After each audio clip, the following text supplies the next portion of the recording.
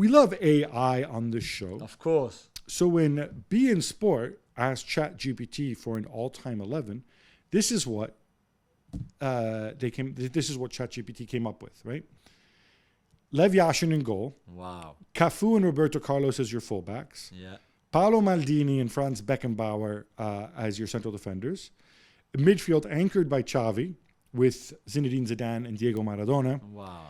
And then up front, Cristiano, Pele, and Lionel Messi. Jules, looking at this lineup, are jobs under threat from machines? I don't know if they are, but that was pretty cool. Pretty impressive. I mean, I know if you type like, best right back in the history of the game, there's a lot of chance that Cafu will come up. Same with Roberto Carlos. So you could see where this is coming from. If you had said, you know, who has the highest, give me the team with the highest expected goals in the Champions last season, ChatGPT would not be good for that. However, for this, it's pretty cool. Yeah, I mean, look, what struck me is this is exactly kind of the sort of team I would have expected ChatGPT come up with. Yeah. Because all it does, we call it artificial intelligence. It's not artificial intelligence. It's machine learning, right? Yeah. They trawl an enormous amount of information on the internet, and they kind of sort of guess what the answer is based on that. And yeah, these are the names that you would probably expect. The one guy who I always have a lot of fun with is Yashin, because obviously he played. He's the only goalkeeper to have won the Ballon d'Or, so he might not be the greatest goalkeeper of all time. I'm wondering if that's what it is. Because look, with all due respect, there were many great people in the past who we've never seen play. Yeah. There's very little footage of them. But yeah, what sets Yashin apart? He won the Ballon d'Or. Exactly. Which was voted on by a bunch of people who also never saw him play, but, live by reputation, but whatever. My friend Jonathan Wilson were here. He told me that Tiger Coleman was a better goalkeeper than Yashin. That is bold. Gab, who is Matko Milijevic, please, and why are we talking about him? So I had no idea who this dude was, but so basically he's a U.S. Argentine guy. He plays for Montreal. He's played for Argentina under 20 and for the U.S. under 20s. So he can't be a bad footballer, clearly, right? promising. He played for Montreal in MLS, but they canceled his contract reportedly because he played in a Quebec indoor league under a fake name in his spare time.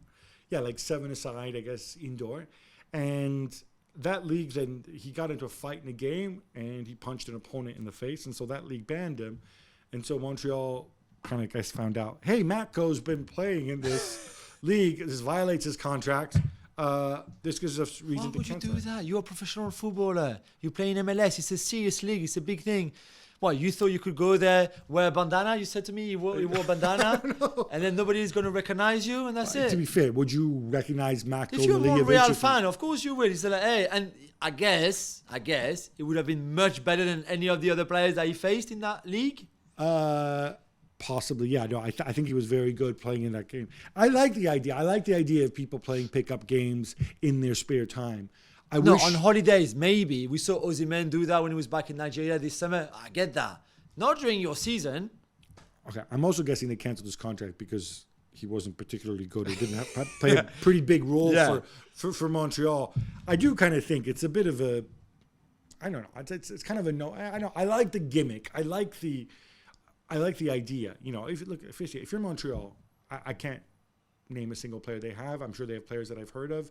I don't follow MLS that closely to know about this because Messi doesn't play for Montreal.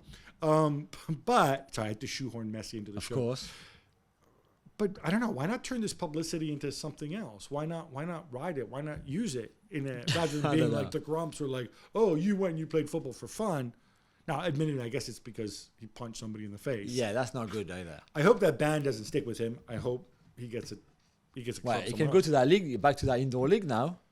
No, he's been banned for life by the indoor league. From that and from a minute, he lost everything. Oh my God! I mean, like, come on. Well, he's a free agent, and I think he plays on the right wing. So, until Anthony sorts himself out, maybe he can. Idea.